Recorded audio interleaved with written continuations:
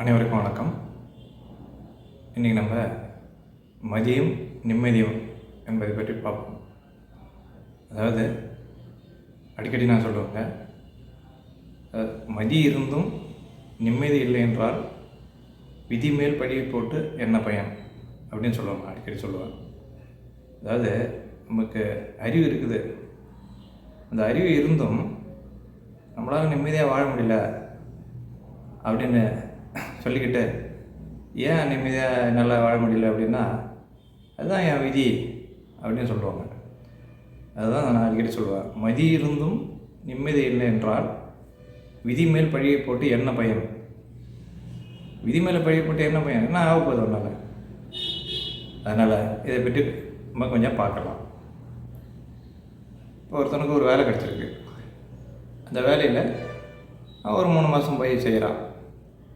செஞ்சதுக்கப்புறம் சொல்லுவான், இந்த வேலை பிடிக்கல, அப்புறம் சம்பளம் பத்தலை அப்படிம்பான். வேலை பிடிக்கலன்னா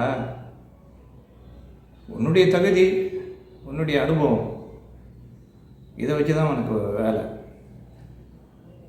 அதனால் இந்த வேலை பிடிக்கல அப்படின்னு நம்ம சொல்லிகிட்டு இருக்க முடியாது. உன்னுடைய தகுதி அனுபவத்தை வச்சு தான் ஒரு வேலையை உனக்கு கொடுப்பாங்க. அந்த வேலையை தான் நீ பார்க்கணும். திரும்ப வேலை பிடிக்கலன்ட்டு உனக்கு பிடிச்ச வேலை என்ன கடையில் விற்கிது, கடைக்கு போயிட்டு எனக்கு இந்த வேலை வேணுங்க அப்படின்னு கேட்டாவா அந்த வேலையை கொடுத்துட்டு இவ்வளோ காசு கொடுப்பா அப்படின்னு. இல்லை வேணாம், எனக்கு அந்த வேலை வேணும். அந்த வேலையா? அது எவ்வளோ ஆகும்? காசு வச்சுருக்கியா அப்படின்னு கடையில் விற்கிது வேலை? அது விற்காது. அதனால் எந்த வேலை கிடைக்குதோ அந்த வேலையை நம்ம செய்யணும். திரும்ப சம்பளம் பத்தலை அப்படிம்பா. இவன் வேலைக்கு போய் ஜாயின் பண்ணி 3 மாதம் தான் ஆகுது. ஒரு கம்பெனியில் சம்பள உயர்வு, அதை இன்க்ரிமெண்ட்ன்றது ஜாயின் பண்ணி ஒரு வருஷமாவது வேலை செய்யணும். ஒரு வருஷம் வேலை செய்யும் பட்சத்தில் அவன் எப்படி வேலை செய்கிறானா அப்படின்னு பார்த்து அதுக்கு தகுந்த மாதிரி அவன் இன்க்ரிமெண்ட் தருவான். செஞ்சு கம்பெனியில் சேர்ந்து 3 மாதம் தான் ஆகுது. வேலையை அவனுக்கு அந்த சம்பளம் பத்தலை அப்படின்னா எப்படி அது சரியாகும்? அதனால் அந்த வேலையில் ஒரு வேலை கிடைச்சதுன்னா அதில் திறமையாக நீ செய்யணும். ஒரு வருஷத்துக்கு செய்யணும். அது ஆர்வத்தோடு என்ன சொல்கிறாங்க, என்ன செய்யணும் அப்படின்றத பார்த்து நல்ல குவாலிட்டியாக திறமையாக பண்ணணும். அப்படி பண்ணணும் பட்சத்தில் கம்பெனி அவனுக்கு உன்னுடைய திறமையை பார்த்து உனக்கு சம்பளத்தை கூட்டி கொடுப்பாங்க.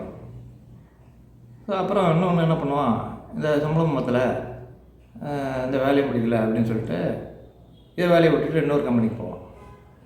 அங்கே போய் போனதுக்கப்புறம் சொல்லுவான், இது அந்த வேலையோட இது ரொம்ப கடுமையாக இருக்குது, ரொம்ப ஒத்து வரல இது, அதனால் இப்போ ரொம்ப சிக்கலாக இருக்குது அப்படிம்பான்.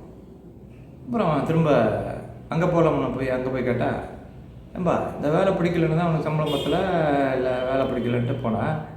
அப்புறம் ஏன் அப்புறம் இங்கே வேலை இருக்கான்னு கேட்குற, அங்கேயே இருப்பா அப்படி அவன் சொல்லுவான். அதனால் இந்த மாதிரி ஒரு குழப்பத்தில் நிம்மதி இல்லாமல் இருப்பான். இப்படி சில பேர். அப்புறம் ஒரு பைக் வாங்குறான்னு வச்சுப்பான். இவன் ஒரு பைக்கில் வேலைக்கு போயிட்டுருப்பான். அந்த பைக்கு ஒரு பழைய பைக்கு தான் இருந்தாலும் அது போயிட்டு தான் இருக்கும். உடனே கடைக்கு போய் அப்படி பார்த்தா புது வண்டி.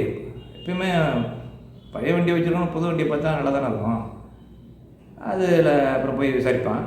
அதில் அந்த ஃபீச்சர் இருக்குது, இந்த ஃபீச்சர் இருக்குது, நிறைய ஃபீச்சர் இருக்குது அப்படின்னு சொல்லிட்டு அதை போயிட்டு வாங்கிறதுக்கு பார்ப்பான். இந்த வண்டிக்கு என்ன பிரச்சனை, இதில் ஏதாவது பிரச்சனை வந்ததுன்னா நீ அதை பற்றி யோசிக்கலாம். இல்லை வண்டி ஓடலை, அது ரிப்பேர் பண்ண முடியாது அப்படின்னு மெக்கானிக் சொல்லிட்டான், அது ரொம்ப ஓட்டையாகி போச்சு அப்படின்னா நீ அதை பற்றி யோசிக்கலாம். வண்டி நார்மலாக இருக்குது, அது போயிட்டுருக்குன்ற பட்சத்தில் நீ அதை வச்சுட்டு ஓட்டிகிட்டு இருக்க வேண்டியதான். உன்கிட்ட காசு இருக்கிற பட்சத்தில் நான் சம்பாரிச்சிட்டேன், என்கிட்ட காசு இருக்குது, நான் அதனால் புது பைக் வாங்க போகிறேன்னா அது பிரச்சனையே கிடையாது. அதை பற்றி அதுக்கு கேள்வியே இல்லை. அது நீ தளரமாக வாங்கிக்கலாம். ஆனால் காசு இல்லாத பட்சத்தில் நீ வண்டி வாங்க போகிறேன்னா அவன் அந்த வண்டி கொடுக்குறான்டா அப்படின்னா, இப்போ இந்த வண்டி வச்சுருக்க வண்டி ஒரு 30,000 ரூபா போகணும்னு வச்சுப்பேன். அங்கே போய் அவன்கிட்ட எக்ஸ்சேஞ்ச் கொடுத்தோம்னா ஒரு 10,000 எடுத்துக்கிறேன் சார் அப்படிப்பான். ஸோ அதுலேயே ஒரு 20,000 லாஸ் ஆச்சா. அப்புறம் புது வண்டியை போனால் அது 1,50,000 ரூபா சொல்லுவான். பாருங்கள், இவன் வண்டி நல்லா போயிட்டு இருந்த வண்டி தான். அந்த வண்டியை விற்கும் போதே இவனுக்கு 20,000 லாஸு. திரும்ப அந்த வண்டி வாங்குறதுல அதில் 1,50,000 லட்சம். பாருங்கள், 1,50,000 லட்சம் 10,000 அந்த வண்டி எடுத்துக்கிட்டோம்னா 1,40,000. இங்கே 20,000 போச்சு அவனுக்கு. திரும்ப அங்கே வந்து ஒரு 1,40,000 இப்போ லோனு தள்ள கட்டிட்டான். இப்போ 10,000 தான் அந்த வண்டிக்கு எடுத்துக்கிட்டான். திரும்ப ஒரு 10,000 கையில் இருந்து கொடுத்துட்டான்னு வச்சுக்கோங்களேன். அப்போ ஒரு 10னா 20 பேர் 1,50,000 லட்சத்தில் 1,30,000 இவன் தலையில் கடனை கட்டிட்டான். இப்போ கடன் அடைக்கணும் அவன். இப்போ ஃபீச்சர் நிறையா இருக்குன்னா அது என்ன வந்து ஃபீச்சர்னா என்ன, அந்த வண்டி அந்த ஃபீச்சர் உள்ள வண்டி வாங்கினா இவனுக்கு சோறு போடுமா? இல்லை ஏறி உட்காந்துக்கிட்டு சென்னைக்கு போ, பாண்டிச்சேரிக்கு போ அப்படின்னா அது தானே அது போகுமா? அது இவன் பாட்டு கண்ணு மூடிட்டு அப்படியே உட்காந்துக்கிட்டோன்னா அது போகுமா? இது 2 வண்டியும் இவன் தான் ஓட்டணும். ஃபீச்சர் இல்லாத வண்டியாக இருந்தால் ஃபீச்சர் உள்ள வண்டியாக தான் இவன் தான் ஓட்டணும். திரும்ப இந்த ஏசி இருக்குமா? அதில் நான் ஏசி கார்லலாம் நான் ஏசின்னு இருக்குல்ல, அதேமாதிரி இந்த வண்டியில் ஏசி இருக்குங்க அப்படின்ட்டு ஏதாவது பைக்கில் உண்டா? இன்னும் இல்லை. இது சாதா பல்புங்க, இதில் வந்து எல்இடி பல்புங்க அப்படிம்பா. அப்புறம் இதில் சார்ஜர் கிடையாதுங்க, அதில் சார்ஜர் இருக்கும்பா.